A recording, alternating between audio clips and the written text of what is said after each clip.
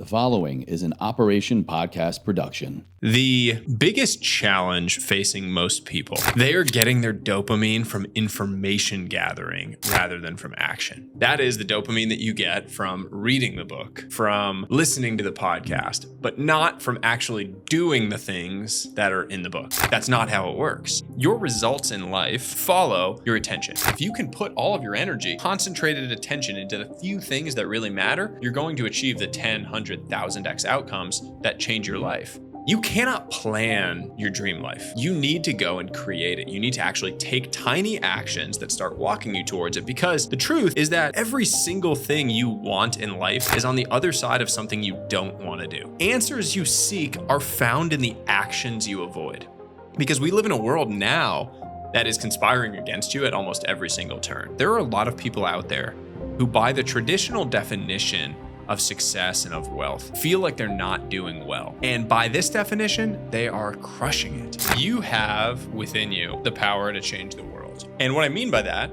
is, this is Sahil Bloom, author of the new book, The 5 Types of Wealth. Welcome to Ever Forward Radio. So we're here to talk about light subject matter, building your dream life, right? And I want to start right there. I know it's a core of your work and your content, and especially the new book.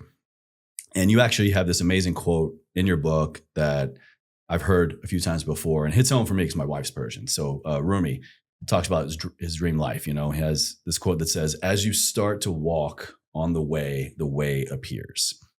You got me thinking, do you think most people today are spending an appropriate amount of time, money, and resources on designing their dream life compared to those that are actually living it? It's a very good opening question. The biggest challenge facing most people is that they are getting their dopamine from information gathering rather than from action. Dopamine from information gathering is a very dangerous drug.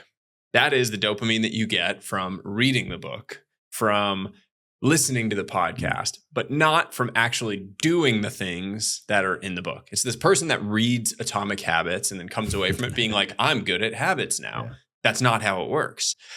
The reality is that the planning, all of the 5-year plan, 10-year plan, creating all of these things, you cannot plan your dream life. You need to go and create it. You need to actually take tiny actions that start walking you towards it, because the truth is that every single thing you want in life is on the other side of something you don't want to do.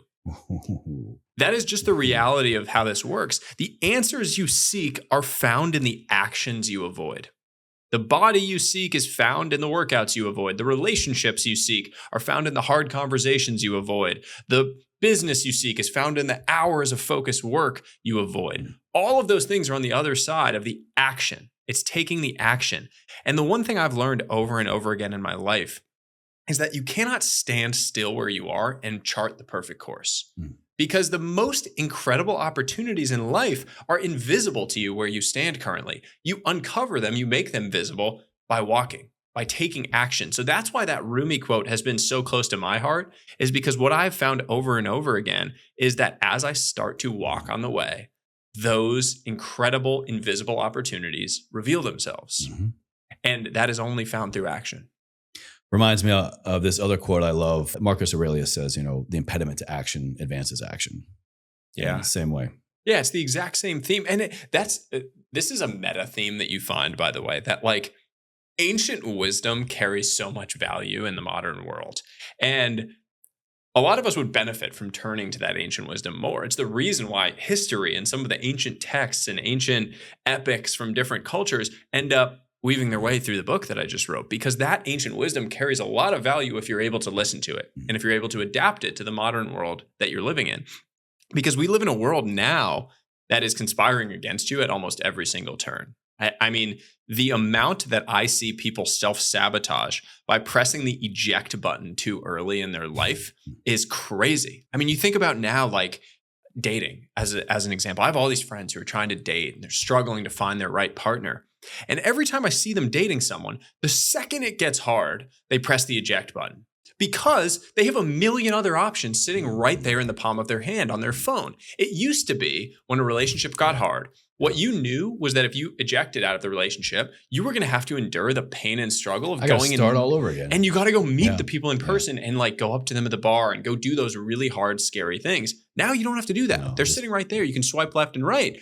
So people hit the eject button fast. And the problem with doing that is that the best things are built when you endure a little bit of the struggle. The best relationships are built through struggle. Shared struggle releases oxytocin, which creates the feelings of connection. It's why you probably have such a camaraderie with the guys that you went through military with, because that shared struggle created connection. Same thing for relationships. So the world that we live in, teaching you and training you and patterning you to just hit the eject button as soon as the thing gets hard, whatever it is, it's setting you up for failure in your entire life. Another part of your work is this concept of the wealth score. The visual in your book shows it as 5 equal quadrants, but is that always the case? Are we supposed to work towards balancing all 5, or how do we know when one needs to give more than the other? You know, this idea in life of seasons has really been something that has been empowering for both myself and my wife on our journey. And that idea is basically to say that your life has different seasons. You have periods where you are going to be naturally focusing or prioritizing on different things. And that's okay. That's actually great. Like in your 20s and 30s, that is going to be a financial wealth building season of your life. It's a great time to really lean into building this foundation that you can compound off of for the rest of your life. As your kids are young, you may transition into a season of social wealth where you really want to lean into that relationship, that period of time when you're so important to their life. So the point is, these different things are going to have seasons when you are really focused on them, where they are the primary priority. But what really can't get lost in that is you're typically told that these areas of your life exist on on-off switches. People tell you like, oh, there's the 4 burners theory is called. Like, it's like, what's that? This idea that there are 4 areas of your life. It's like family, friends, work, and health, or something like fitness that. And finance. Yeah, and that you can only have one on at once. Okay. But maybe you can have 2 on dim, but 2 have to be turned off. And I fundamentally reject that idea because it ignores the fact that really all of these areas in your life exist on a dimmer switch. And when you have one turned way up, you don't have to turn off the other ones. They can be turned down. You can still do the like high leverage, very low time intensity things to keep the ball moving forward. Mm-hmm. Because in life, anything above 0 compounds. So we know that with financial wealth. Like, you know, investing $10 today is better than 0. Mm-hmm. And because it's going to compound in my life. The same principle applies to all of these areas. Your relationships, you don't have to shut off your relationships. You can do something as small as sending a text to the person that you're thinking about. That compounds positively in your life in the same way that the financial investment does. So even while you are prioritizing financial wealth building, say in your 20s and 30s, you can still keep the ball moving forward on your physical health, on your mental health, on your relationships, on all of these other areas of your life. You don't have to turn them off or buy into that false dichotomy, that false narrative that's created. That kind of goes against popular belief in some schools right now. You know, the got to go monk mode, go ghost mode. You know, flip the switch. You know, just head down, lights off, and just work for a period of time, pretty long period of time. You know, so that you can come out, you know, your strongest self, your wealthiest self. You got to turn down the dimmers on every other area and every other person. So, what would you say to that person that is leaning towards the monk mode, the ghost mode? How can you really get them to believe in this dimmer philosophy if they're already kind of buying into another popular one?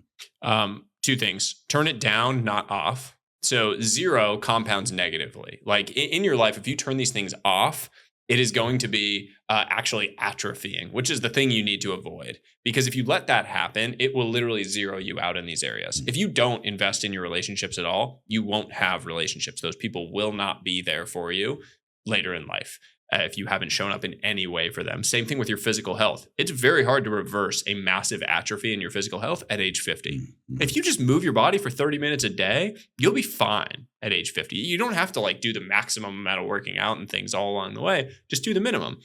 And so that's important. Turn it down, not off.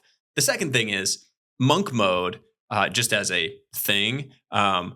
It's much trendier to say, much harder to do. everyone that like tweets, oh, go in monk mode, whatever. I'm like, okay, you're not going monk mode because you just tweeted about it. Let everyone know. And like people do it again. People say monk mode because it's the trendy dopamine hit that they're getting from being like, oh, I went into monk mode, or they do the YouTube video being like, I'm going monk mode. That's by definition not monk mode doing the YouTube video. So I think there's a lot of these things where people do it for more of the like social status flex than for the reality of it. People that are actually going and doing the monk mode are not talking about it. They're just locking in. The last thing I'll say on that is that really does align well with the concept of seasons. You can have a season of unbalance as long as you know that you were trying to build towards the seasons of balance. And that's okay. That's actually a natural part of your progression. I actually right now am in a season of unbalance. I don't like traveling and being gone from my 2.5-year-old from my wife. I like being at home. I like my routines. But I'm in a season of unbalance because I'm focused on spreading these ideas, sharing this with the world. And I know that I can lean into that I can be okay with that, with the knowledge that seasons of balance are to come. And so that idea of balance being more about macro than micro is a really important one. Yes. It's okay to be unbalanced in the micro as long as you acknowledge that you're trying to, on a zoomed out macro basis, get back to that point. That's super important. I want anybody and everybody to go back and hear that again, especially if you're going through any season in your life where you feel burnout, where you feel like, am I dropping the ball with my friends? Am I dropping the ball in any other area of my life? Just go back, listen to that, and get very granular with the parameters. If you don't have any, then here's your opportunity to put them on, because it could just be for right now, not forever. Yeah, totally. And I think that knowledge is really empowering. No matter where you are not constrained or stuck in this current season for the rest of your life. There are going to be future seasons, big changes that come, positive and negative, and you're going to have to ride that wave. I have this thing in the book of this idea of the surfer mentality. The idea that when a surfer gets up on a wave, they enjoy the present moment, even though they have the knowledge that the wave is eventually going to end and maybe crash down on top of them. They're able to actually just live in that present moment and enjoy the wave for what it provides, with the knowledge that there are always more waves coming. We all sort of need to adopt that mentality when it comes to the seasons, the waves of our own life. That ability to enjoy the present wave with the knowledge that there are always going to be more waves coming. You know, and speaking of moments, we have a kind of a set amount of them, right? If, let's say, statistically speaking, average, I think, American lives to 80 years old, right? So if we live to 80 years old, we have roughly 2.5 billion seconds of life. So by the time you're 30, you're theoretically only going to have about 1.5 billion seconds left. So do you think, are we spending our time wisely?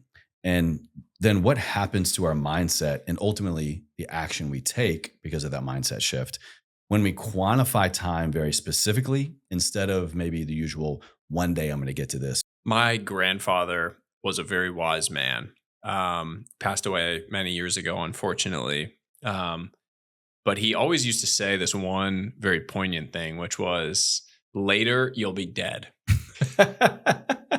And I think about that quote so often now because life is filled with laters. Yeah. You say, I'll spend more time with my kids later. I'll, focus on my relationships later. I'll take care of my health later. I'll see my friends more later. I'll have more purpose and freedom later. And the sad thing is that later just becomes another word for never, because those things are not going to exist in the same way later. Your kids are not going to be 5 years old later. Your friends are not going to be there for you later if you're not there for them now. Your health won't be there later. You won't magically wake up with purpose and freedom later. So you either build those things into your life now, or you're going to regret them later. Because, as my grandfather said, later you'll be dead. And so, look, that ethos was the center of the whole idea of time wealth being so central to this book. The acknowledgement and the awareness that time is your most precious asset, that it is the only thing that really matters in the end, and you can't get it back. And young people are the worst about understanding this.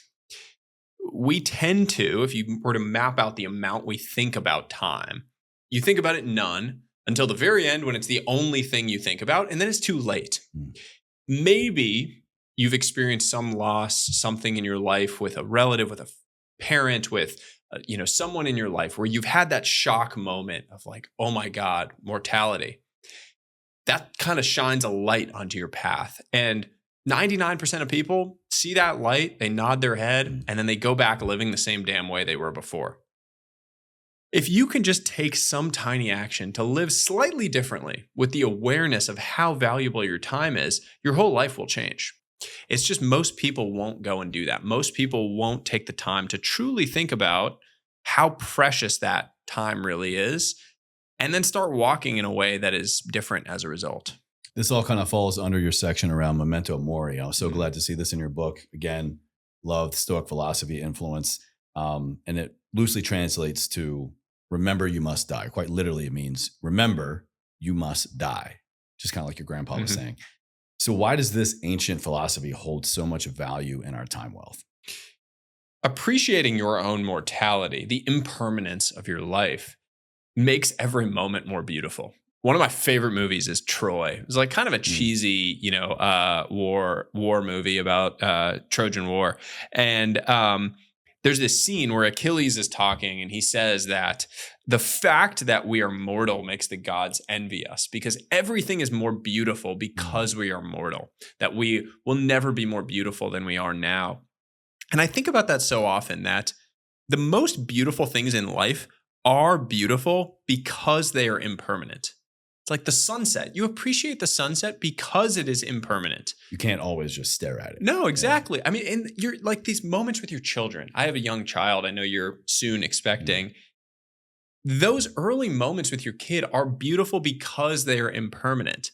So appreciating them in those moments, understanding just how fleeting they are, is the way to experience more gratitude, to actually center yourself on where you are today, rather than get into that trap of constantly thinking about the next later, right? We, in modern society especially, and ambitious people are the worst at this, we always make our happiness contingent. We make it conditional on achieving something. So we say, well, I'll be happy when I make X million dollars, or I'll be happy when I get that promotion, or I'll be happy when I get that degree, or when I get my own house, or whatever the thing is. You're constantly placing your happiness at some destination that is out in the future. And if you keep doing that, you will never get there and you'll be dead. You literally will not. You will have made your happiness conditional all the way along the journey, and then you won't ever get there. And that is really what memento mori to me is so powerful around. It's embracing the present, appreciating the present. And the ancients understood this. They've wrestled with this forever. I mean, the ancient Greeks had two words for time. They had chronos, which is the idea of quantitative linear time, normal time. And then they had kairos, which was the idea that not all time is created equal. It was that there were certain moments or certain windows that had more importance, that had more texture and meaning. And that concept is central to how I live my life, because it's the understanding that a unit of energy deployed into certain moments of time has more impact. It's like watching Lionel Messi play soccer. Like walks around the field the whole match, doesn't do anything. Everyone's like, he's lazy. And then right in the right moment, he strikes at full force and energy at the perfect angle and the perfect time. That is Kairos time. That is how we all need to live our lives. Obviously, we're not on a soccer field, but it's that. That is what we want to do. I'll keep the soccer train rolling. You watch Ted Lasso, just be a goldfish, right? I've watched some, yeah. Yeah, be a goldfish. Yeah. Different time concept. In your time wealth section, you have these kind of three pillars of awareness, attention, and control. What do you mean by them, and how did you land on those three? So in each section, I have this idea of the kind of three pillars that contribute to that type of wealth. With time wealth, the reason time wealth comes first, by the way, in the book is because time is what unlocks all of these other types of wealth. Time wealth is fundamentally about having the freedom to choose how you spend your time, who you spend it with, where you spend it when you trade it for these other things. And it is unlocked across those three pillars. So you think about the first pillar, awareness. That is about understanding how precious time is. It's memento mori. It's what we just talked about. You cannot do anything until you acknowledge that time is the most precious, fleeting thing. The next layer of it is attention, which is sort of playing off that Lionel Messi example, which is to say that your results in life follow your attention. Your ability to direct attention into those Kairos moments, into those opportunities that have more potential upside, they're asymmetric. Right. It's going to govern your outcomes in life. If you can put all of your energy, concentrated attention into the few things that really matter, you're going to achieve the 10, 100, 1000x outcomes that change your life.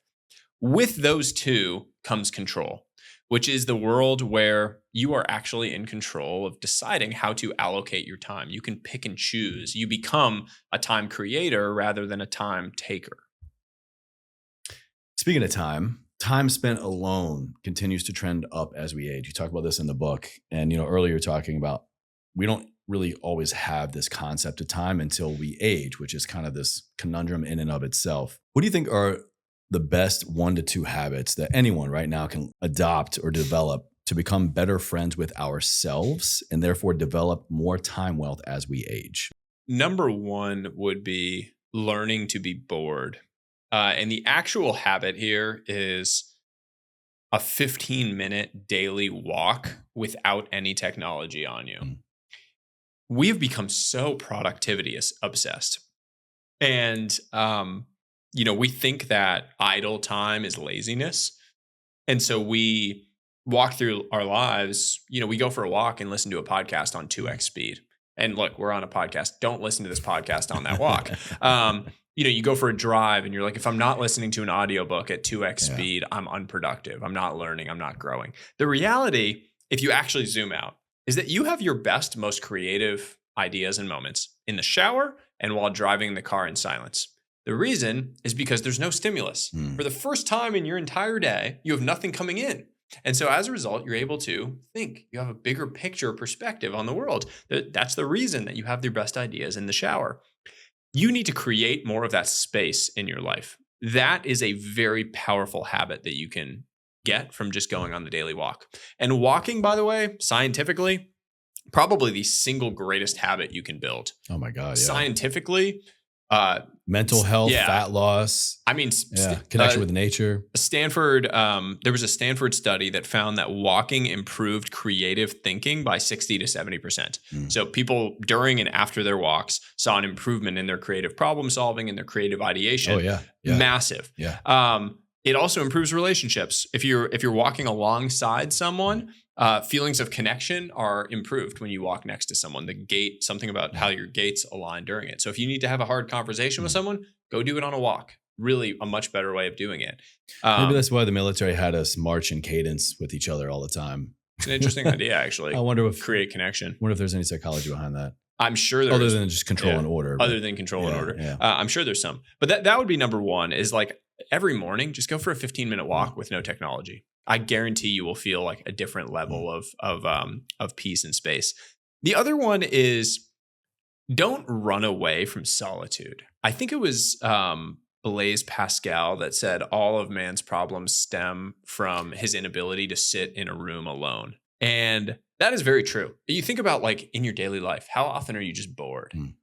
We are so afraid of being bored. I mean, we go to the toilet and we bring our phone because we're afraid of like a minute, 2 minutes, 5 minutes, whatever, of just nothing, no stimulus. And look, I'm just as guilty of doing that. And I get it, but so much of our lives is about stimulus and response. And the more that you can create a little bit of space, Viktor Frankl says that our power exists in the space that we can create between stimulus and response. And that is very true. Your life begins to change when you are able to create that space. I have this little cue with myself, a little game that I play with myself when I'm out in public. And anytime that I see anyone else on their phone, I've now kind of conditioned myself to make sure that I'm not on my phone. So if I'm standing in line getting a coffee or a smoothie, or if I see anyone on my phone, it's now a trigger for me to like put it away and detach. And it's definitely helped a lot because now I catch myself not having my phone. So I'm like getting even better and better at detaching more and more in any downtime. That'll be a really good habit for you too with the little one. I think that one of the most challenging things for us too, like, a lot of your work is social media, it's on your phone, you interact a lot on your phone, is like creating that compartmentalization where you're able to shut it off during family time. And kids pick up on you being on your phone. And I catch myself sometimes and I have to make sure that my rule of thumb is to try to never have my phone in between me and my son. So if he's trying to play, I can't have my phone in between me and him. I'm not always great about it, but I try to be better about it. And they pick up on it. And you can tell, like, they understand, and they're starting to understand the distraction that it creates, and the impact that it has on your relationship. And so I think the more and more we can disconnect and just pause on all of our like constant stimulus that comes from having these phones in our Yes. pocket, the better. Absolutely. And the more we can detach and take our time back, we can maybe allocate time to other places and people, which leads me to our other section I want to hone in on, and that's social wealth. Social hacks, particularly that you share. Social hacks I wish I knew at age 22. I got a couple. I want to have you just kind of like dive deeper on them for us. Quote, say exactly what you mean. Yeah. No one is a mind reader. Because we live in our own heads, and because we are player one in our own video game, we assume that everyone else has the same level of knowledge about what we are thinking as they do. This leads to so many challenges in relationships, because when you assume the other person is on the same wavelength as you, even though there's no basis for that, you operate differently and you interact with them differently. And this applies to professional relationships just as much as personal ones. Like, if you are going to make the assumption that the other person already knows what you meant by what you were saying, if you didn't communicate it clearly, it leads to a really fast deterioration of that connection. So just assume that no one can read your mind, and say exactly what you mean. Don't make people read between the lines on all of those things. And in line with that, never avoid a hard conversation. When you avoid a hard conversation, you are taking on a debt. And that debt has to be repaid with interest at a date in the future. Time, that's so good. I mean, time does not heal anything when it comes to relationships. It just gets worse. So you either make the minor repairs now with the hard conversation, or you're going to face a major repair later on. I love that debt aspect. That's such a great analogy. Yeah, it's very true, man. I mean, I've been bad about this my whole life. I've always been big on conflict avoidance. I always wanted, like, I sort of lament it now, but for my whole life, I really wanted to be liked. That was my thing. I was like, I want to be liked. And if you want to be liked, you go along with everything. You sort of like go with the winds left and right. You don't set boundaries. You say yes to everything. You never rock the boat. You're easy. You're kind of easy. And everyone will like you if you do that. But the real goal is to be loved by a few people. And the people that really love you, like the real ones, they'll love you when you do the opposite of all those things. When you set boundaries, when you have hard conversations, when you are clear about the things that you want. And so that transition, I think, is one of growing up a little bit of like, I don't need to be liked by everyone. I just want to be loved by the people that really know me. So true, man. So true. I got another one for you. Ready? Another social hack that I wish I knew at age 22. Quote, never keep score in life. Why is that important? We live in a transactional era, unfortunately. Everyone's big on networking now. Everyone's big on coming with the handout. Hey, I'm looking for something from you. And you have to be on guard all the time with people as a result, especially in big cities. You're in New York, you're in LA. Every time you meet someone and they're like, they seem all genuine. And then all of a sudden there's this ask, oh, can you have me on the podcast? Can I do this? Can you do that? That is a terrible way to live life. Quid pro quo life is a ugly, really miserable existence. The best way to live is to give generously with no expectation of return. And if you live that way, oddly enough, you end up getting the best returns. And so it's one of those funny truths that the people that you meet that are constantly keeping score, that are like, hey, I got you that thing once, so now you owe me one. You just want to separate yourself from anyone that lives and operates that way. Anyone that has that mental model for life is probably not someone that you want to associate with for the long term. So true. So true, man. Give a stranger a compliment every single day. And this one I latched onto because I do it all the time and it drives my wife crazy. She's like, can we just order a coffee and get the hell out of here? Give a stranger a compliment every single day. Don't use it as a conversation starter. Say it and continue on. You have within you the power to change the world. And what I mean by that is if you say a nice thing to someone out of the blue, tell them they like their shirt, say you like their hat, like your smile, whatever the thing is, think about the way that that person interacts with the world for the rest of the day. They stand up a little bit straighter. They're a little happier. They engage a little bit better with everyone they interact with. At work, they show up at home. They're nicer to their kids. They're nicer to their partner. Their entire day has changed from you taking 1 second to say something unsolicited out of the blue to them that was nice about them.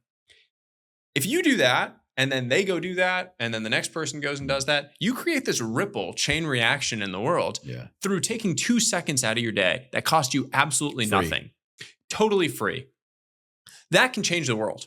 If 100 million people tomorrow decided that they were going to do something like that, I legitimately think the world would be changed because everyone would carry themselves a little bit better. You'd be a little happier. You would feel good. You know how it feels when someone gives you a compliment. It's amazing. If you have a new shirt on, someone comes up to you on the street and is like, hey, I really like your shirt, and then just keeps walking. They're not trying to hit on you. They're not doing something. They just say the nice thing. Think about the impact that has. It's crazy. And also on the other end, like, that. Don't take it as that, maybe you've been on the receiving end of that compliment. Like, oh man, God, this guy was totally hitting on me. This girl was totally hitting on me. Why can't it just be, wow, what a nice thing.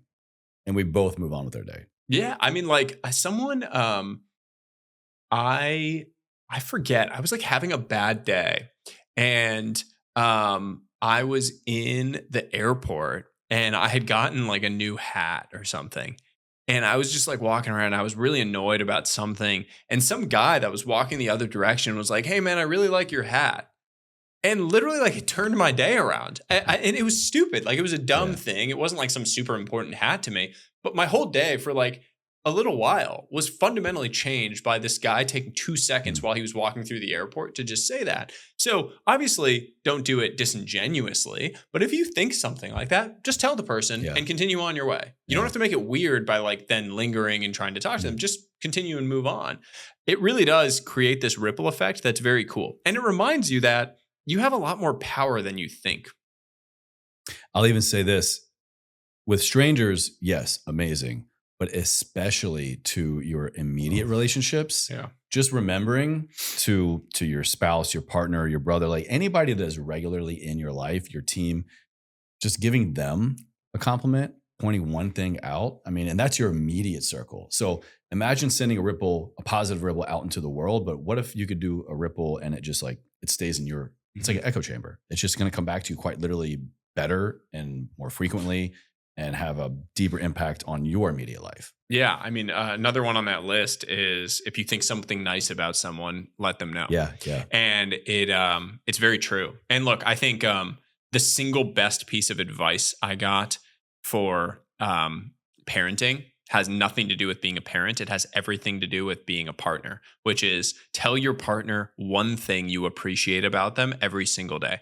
And I'm going to hold you to this. I'm going to follow up and make sure. Because the thing that happens after you have a kid, especially with your wife, with your partner, is a lot of changes in their body, in how they feel, in their hormones, in all of the different things in your life. And suddenly you have this thing, baby, that is your single point of focus for both of you in your lives. You stop remembering to vocalize appreciation to the other person for the little things that you do appreciate. You won't think to say it. And lack of appreciation is where relationships go to die. And so if you know that, you can avoid that fate. You can avoid that death of your relationship by just vocalizing the tiny thing that you appreciated about them every single day. I mean, for me, seeing my wife and the way that she cared, how much she loved our son, it was the most beautiful thing in the world. But I need to take the time to say that, because if I don't say it, she'll never know that I'm feeling it or experiencing it in my mind. Vocalizing that appreciation is how you make sure that your marriage continues to thrive. And it's how you avoid what is the craziest statistic I've come across, which is that 80% of married couples say that their relationship got worse in the year after having a kid. 80% because their relationship got worse. I think it's because you stop focusing on each other. You start having a new thing that you're both focusing on. And previously, you were each other's most important person. Now you have a new most important person. And you forget to vocalize appreciation, to build your bond and connection in the face of this new entrant to your life. I appreciate you, baby. I love you. I'll comment every day, I promise. You have to. I'm going to hold you to it now. Now I'm going to text you and be like, dude. Accountability, my man. Absolutely. So, you've got all these areas of wealth that we talk about. And you guys want to learn more, you got to check out the book. I'm going to have all the information listed in the show notes.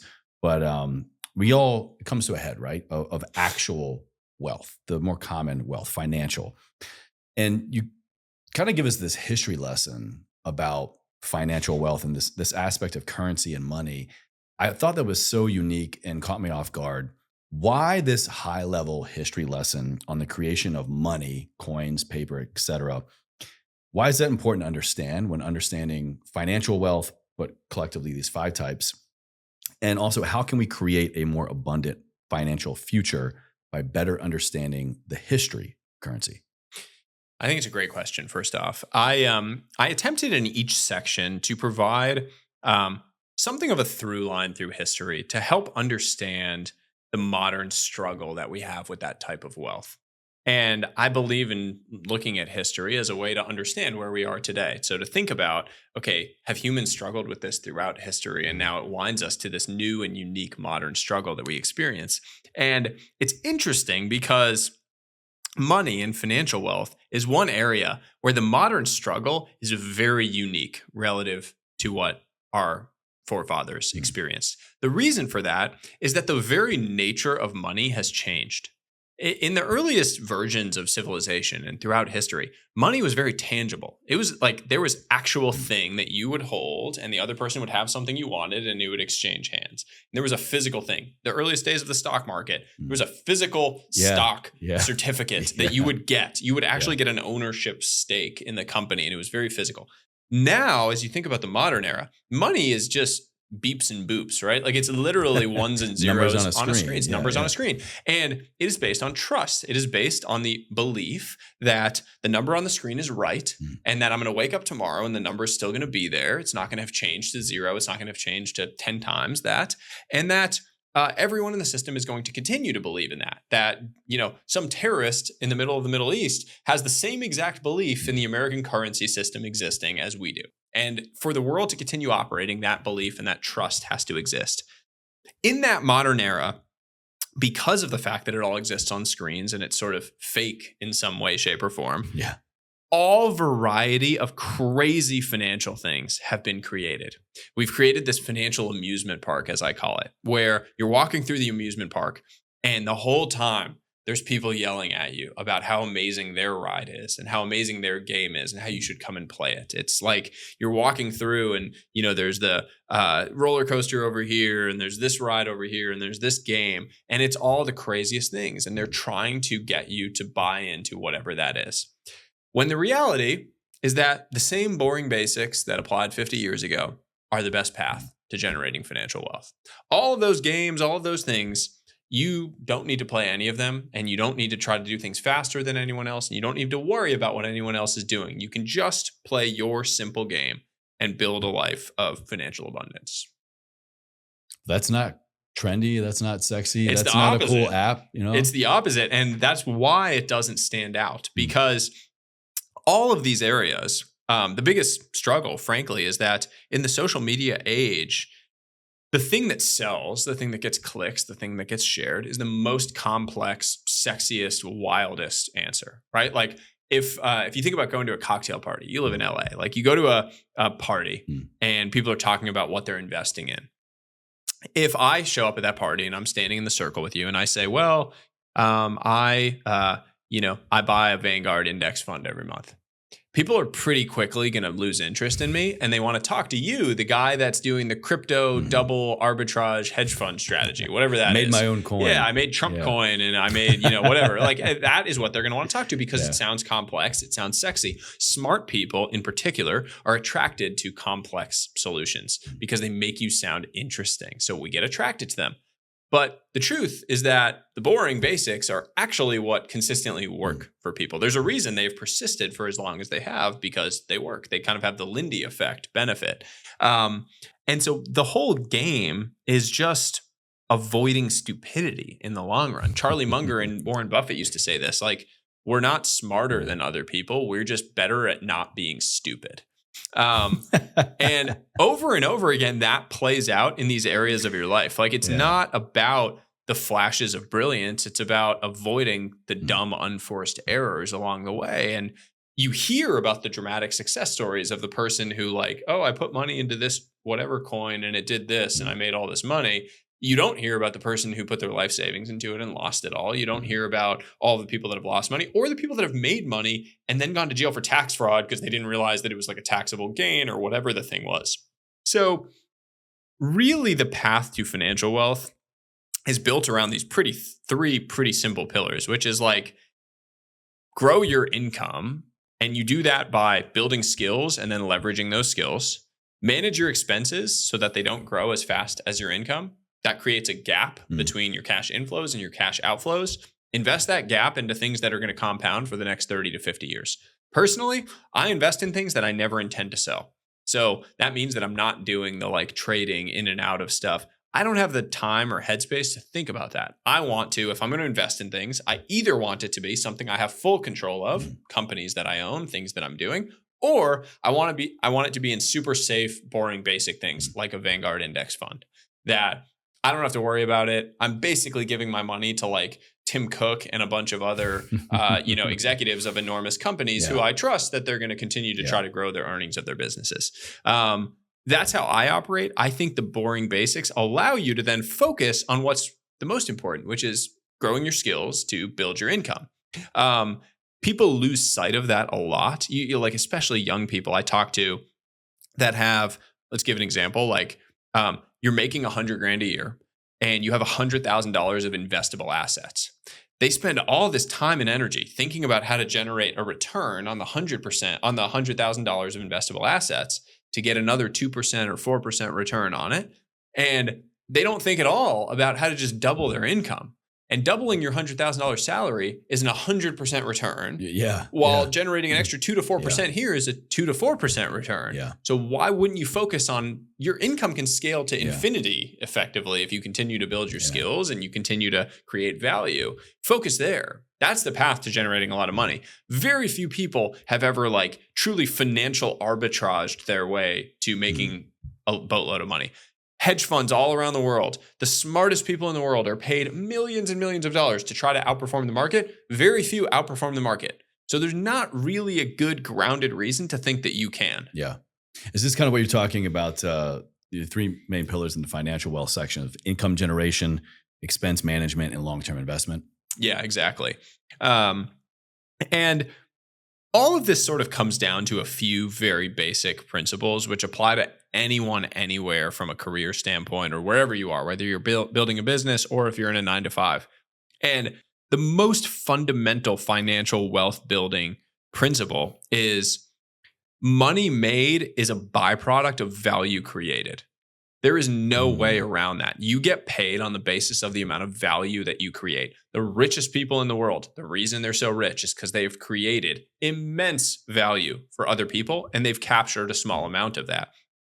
So if that's the case, the only real things that you need to think about if you're trying to make money are basically three things. It's identify problems, it's create solutions, and then it's scale those solutions. The more scalable the solution, the more money you will make because the more value you will create. So if I were trying to go make a whole bunch of money, the first thing I would do, take a sheet of paper, walk through a full week of your life with a blank piece of paper in front of you, and just write down every problem you encounter. Just like, don't try to solve them yet. Just write down every problem you come across, whether it's your bosses that have problems, your colleagues, your customers of your business, things that you experience as a consumer that are problems, whatever it is, just map out all the problems you observe. Then you can think about, okay, are there any of those that I can help create a solution to? If I'm working a 9-to-5, that's a great way to get ahead, is if I'm the type of person that identifies problems that my bosses or the customers have, and I've created some solutions. Now you're a top 10% performer at your company. If you just do that, you're creating immense value. And like, if you're at a company and you're trying to rise up, if you are just in the top 10%, you will make a lot of money. I guarantee it. But very few people are willing to do the work to get there or willing to do this extra effort. And the reality is like your salary, your thing that you are currently paid, your compensation is for your job description. And if you just do your job description, you'll probably get your like annual inflation pay raise, but nothing else. Mm-hmm. So if you want to get the step function improvement, the big leap, the thing that like takes you to the next level, you have to be willing to do more. This is a path to doing more. Go identify some problems that people are experiencing, come up with a solution, and bring those to the table. You may not get paid for it right away, but you eventually will. And a lot of people get held back by the idea that like, well, they're not valuing these things that I'm bringing to the table. You eventually will get paid for those things. I promise It'll you. even out in the long run. You. There are going to be times when you're underpaid. There are going to be times when you're overpaid, but it evens out over the long run. And if you're not, then you're not solving a big enough problem, or you're significantly undervaluing the problem that you are solving. Yeah. And if you just keep doing it, you can't hide that kind of energy and talent for very long. Someone will poach you. Well said. You'll get some opportunity. Yeah. Someone will pull you elsewhere. It goes back to what we said at the very beginning, which is like these opportunities are invisible and they are revealed through action. You take the action and you don't know how it's engineered luck. Like you are increasing your luck surface area by working really hard at the thing. What do they say? The harder you work, the luckier you get. It's 100% true. You are 1 year of focus away from everyone calling you lucky. Yeah. Oh man, that's the clip right there, baby. All right. So I want to shift into the personal aspect of wealth. What mindset around wealth do you think you acquired from your immigrant mother that you have the healthiest relationship with? And what aspect did you have to renegotiate the most? My parents' relationship and the fact that they created a house of love for my sister and I as a form of wealth, generational wealth, really, is what I'm most grateful for. Every single night, I would come home and we'd all have dinner together at the dinner table. And that is a form of privilege that is very hard to put a price tag on. I mean, I had one of my best friends was crazy rich. Like his dad was, I don't know, in finance, made tons and tons of money. And I would hang out with him in the afternoons and he mansions, private jets, he had all the stuff. I was always so jealous and envious. And we would hang out and I would leave and he would have like this private chef prepared dinner by himself in front of the TV. Oh man. And I would go home and have a homemade dinner with my parents and sister all around the table. And I never questioned the fact that like he was rich and I wasn't. In my mind, I was like, he's the rich one, I'm not. Yeah. Now thinking about it, I'm like, I was rich. I was the rich one for the fact that I had that house that my parents had created, that house filled with love. So that is something that I'm just so grateful for. I feel like my parents really prioritized the right things around that. The thing I had to renegotiate, I would say, is just this idea that, and I don't know that this was through my parents actually as much as just culturally, that I grew up in a very affluent town, but we were middle class. My dad's a professor. So we never wanted for anything. We were never struggling. But I grew up around a lot of really, really rich people. And so, they always say this when it comes to money that. And this was apparent to you while growing up or just while growing up. Okay. I always knew like I didn't have the big house. Yeah. I didn't have all the things, my friend had a private jet, like all of these things that these other people had. And they often say this, that, financial wealth is a very relative thing when it comes to happiness. So people are much happier being above average, even if they have less money than the person that is below average in a rich neighborhood. So like, sure. I think that based on that situation that I grew up around, I had in my mind created this pattern that like, okay, make a ton of money and that'll make me really happy. Like I'll have all these things, all this stuff that all these people had.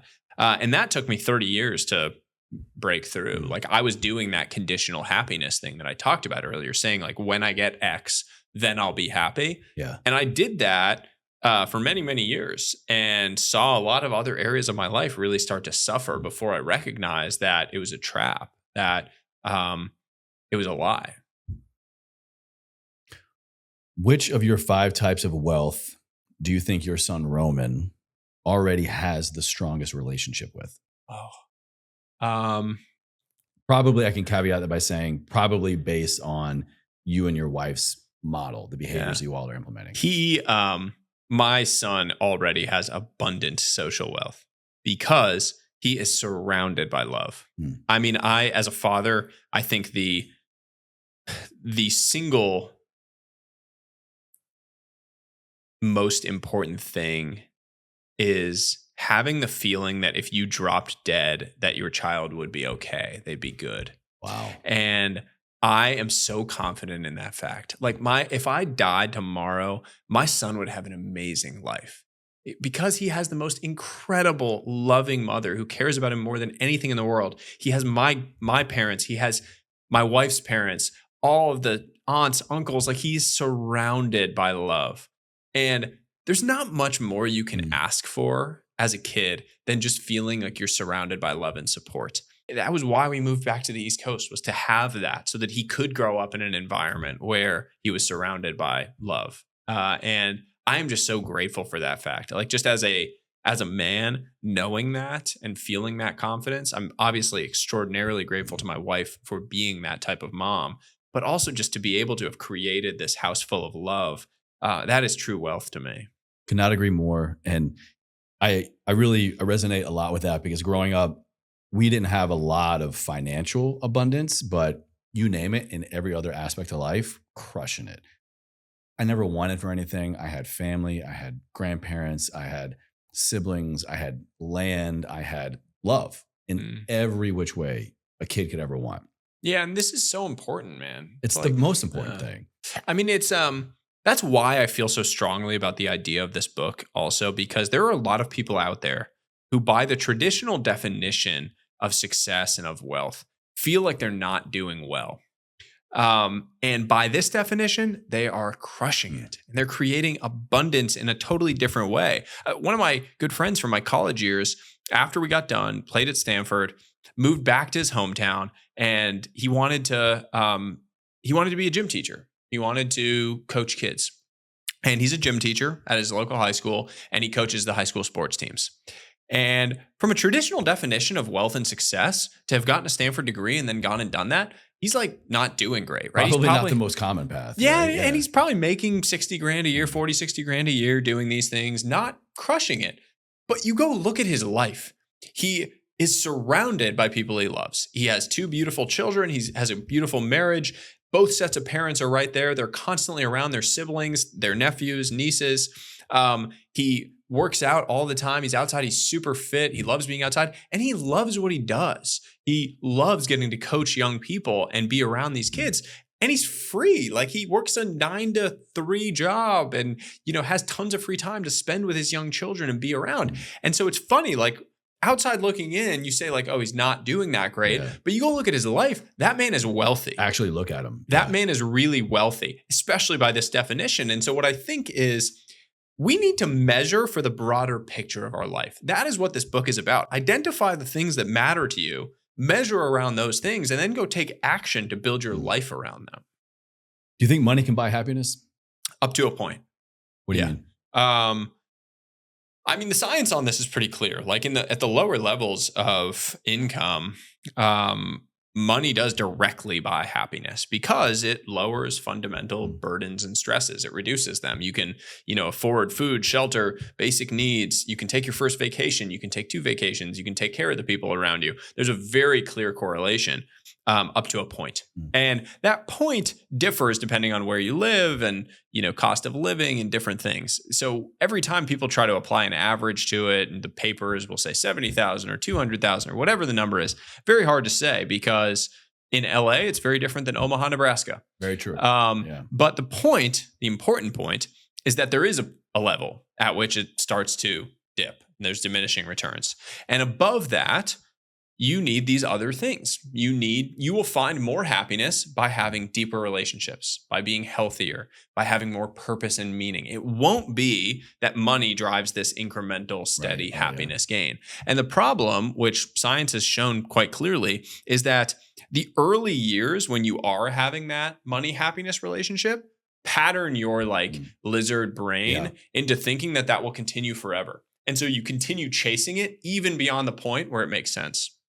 What was one unique area of writing the book? I'm always curious when talking with authors. because you had an intention and a goal going into the book of what you wanted to research and, find out and write about and share. What is one thing that just blew your mind, that really surprised you? Maybe it was, I really thought this was true and it completely wasn't, or something new or exciting that came up in your research. The aspect of the book that is deeply human surprised me. I did not intend for this to be such an emotional and human experience focused book when I first signed the book deal. I thought it would be much more like 200 pages, thin, very classic self-improvement business framework book. I said that when you handed it to me. I was like, that's a book. A real book, that's man. A book. Yeah, it's a real book. It's 400 pages. And the reason for that is because I ended up getting to tell the stories of these amazing people who have built their wealthy lives or experienced these things in these different ways. And that came to me because I've been sharing over the last few years all of these things about my own life. And that sort of acted as magnets out into the world, where these people then came to me with their stories, and I got to go sit with them and spend time with them and immerse myself in these real human stories that people will find themselves in when they read the book, which will make the ideas really stick in a much deeper way. So well said. And I think whatever our endeavors are, the more humanized we can become through them, and the more humanized we can make ourselves because of them, is going to amplify whatever goal we set out to do. That's the secret sauce, my friend. That's the secret sauce. This has been incredible, man. I love the book. I loved how much I was surprised by the research heavy approach to understanding wealth that I hadn't seen done before. And again, really drives home that humanization component too. And I could not help but notice that you had some pretty prominent blurbs, some book quotes from some people out there. And I want to share a couple and then kind of have a prompt for each one. So this comes from this little fella, speaking of Stanford, Andrew Huberman. Maybe you guys have heard of him. You should be listening to this podcast, not his. I'm just kidding. He says, an important clarifying force in anyone's search to make the best possible choices for their life and to experience the greatest amount of joy and fulfillment along the way. This book has you ask the critical questions and then helps you answer those questions with time-tested wisdom, data-supported tools. He's got to throw the word data in there, and a clear framework to implement them. So my question for you then, so what's a recent choice that you have had to make, and how did you go about creating the greatest amount of joy and fulfillment through it? I guess the biggest recent decisions I've had to make have just been around how to think about time with my wife and son as I was in this sort of period of focus and real grind with this book launch and with all the things that I'm trying to do. And clarity for us, I think, has come through with that idea of sort of micro versus macro balance. That has really helped my wife and I navigate this, and alignment with her around it has been what's been the clarifying tool. When you have alignment around these things with the person that you're going to battle with every single day, everything falls into place. And so being able to have that conversation with her, to understand like, this is going to be a 3-month period where I am all hands on deck. And we're all in this mission together. Like, my wife and son are a part of all of these things that I'm doing. The dedication page is to them for a reason. We're all on this together. And for me to know that on the back end of that, I need to make sure that I show up for her in the way that she needs me to. And it was one of the first things I did was book a trip for the 3 of us to just be alone, just the 3 of us, totally logged off as soon as this book launch is done. That has really provided that clarity for me. Amazing. Thank you for sharing that. Yeah. I've got one more, and then we're going to get to the fan favorite last question here. This comes from Mr. Gary Vaynerchuk, and he wrote about your work. This is, quote, an eye-opening and deeply important. Sahil has created a clear, actionable guide to design and build your life around key pillars that bring durable, lasting fulfillment. So what are your key pillars that help you create a clear, actionable guide to design and build your life? It's really around these building my life and really thinking about these 5 types of wealth as we make decisions. And the reason that I think the framework is so powerful is that you can measure you can make decisions, and then you can design. So measurement is about understanding the point in time, how you are doing, and then tracking against that as you make changes. That's really important because what you measure ends up being the thing that you can focus on and improve around.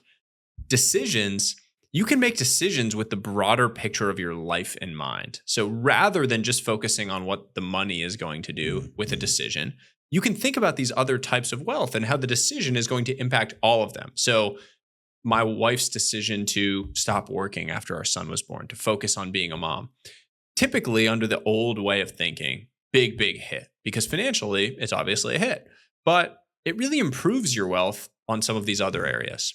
So being able to think about the bigger picture when you make these decisions really helps. And then finally, design, looking at the future of your life that you are trying to build and being able to think about how you want to prioritize these different pillars of wealth as you go about that is a really powerful tool for life design. It's why I say it's a transformative guide to design your dream life, to look out and create that future you want. Kind of just inspired me for one more last question. All right. And then we're going to get to the end here. Of the 5 types of wealth that you write about, time, social, mental, physical, and financial, which one do you feel like for you personally is the hardest for you to bounce back from when others take higher priority? And how do you? Social wealth is the one that I am constantly battling with, mainly because I am wired to be on, and forcing myself to turn off and be present with the people that I love in front of me is something that I constantly need to remind myself of over and over and over again. And when I get out of whack, it's the first one that I can feel getting out of whack. Like I'll be with my parents, but I'll be stressed about something and I won't be really You're with not them. there. And they call me out on it. And I'm very lucky to have people that are truth tellers in that way, that they will call me out on it when I'm not there. My wife definitely will. My parents will. And getting myself back in sync is really important to do quickly. Good. Thank you for sharing that, man. All of this information, your new work, the book, everything's going to be down in the show notes, video description box for everybody. Before we get out of here, man, ever forward, those 2 words, what do they mean to you? How do you live a life ever forward? To me, it's all about generational wealth. And when I say wealth, what I mean is the mindsets, the values, the lessons that I'm going to pass down, not the money. When I think about ever forward, I think about the fact that the actions that I take today are going to be the affirmations that my son has tomorrow. Ooh, that's good. That's good. And I want to take actions that I am proud to have him embody in the way that he lives his life. That is ever forward to me because I'm paying it forward to this next generation. Thank you for your interpretation. Like I always say, there's never a wrong or right answer. Yours is yours. Sahil, where can my audience go to connect with you the most, learn more about your work? I am at Sahil Bloom on every major platform. Book you can find anywhere books are sold. If you have a favorite local bookstore, go support it. Pick up a copy there. I can't wait to hear how you think about it, how you take some of the ideas from the book and run with them in your own life. It's a really special thing. Thank you for being here. That's a wrap, everybody. Make sure to like, comment, subscribe, all the things, and I'll see you in the next episode. Thank you so much.